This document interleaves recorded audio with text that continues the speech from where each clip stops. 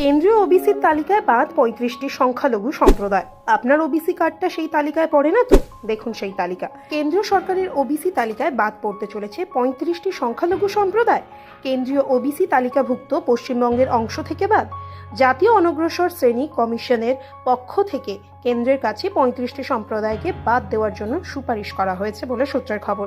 শুধু বাছাই করা সংখ্যালঘুদের বাদ দেওয়ার প্রস্তাব কেন, তা নিয়ে উঠছে প্রশ্ন। বাদ দেওয়ার সুপারিশ করা হয়েছে ১ চুড়িহার, ২ কালোয়ার, ৩ নিকারি, ৪ মহলদার, ৫ ডুকরে, ৬ বাসনি, ৭ আবদাল, ৮ কান, ৯ তুতিয়া, ১০ গায়েন, ১১ বেলদার, ১২ খোট্টা, ১৩ মুসলিম সর্দার, ১৪ মুসলিম কালান্দার, ১৫ মুসলিম লস্কর ছাড়াও আরও ২০টি সম্প্রদায়। জনগণনা হয়নি অনেকদিন। কিসের ভিত্তিতে ওই ৩৫টি সম্প্রদায়কে বাদ দেওয়ার প্রস্তাব দিয়েছে জানা যায়নি। এর পিছনে কি ভোটের রাজনীতি না কোনো অন্য অঙ্ক রয়েছে, এই নিয়েও প্রশ্ন তুলেছে সিপিআইএম। এদিকে ১১৩ ধরনের সংখ্যালঘু সম্প্রদায়ের তালিকার উপর সমীক্ষা করছে রাজ্য সরকারের অনগ্রসর শ্রেণী দফতর। বিভিন্ন জেলায় সেই তালিকা পাঠিয়ে তাদের আর্থ সামাজিক পরিস্থিতি খতিয়ে দেখতেও আরও বিভিন্ন রকমের সুযোগ দেওয়ার চেষ্টা করছে।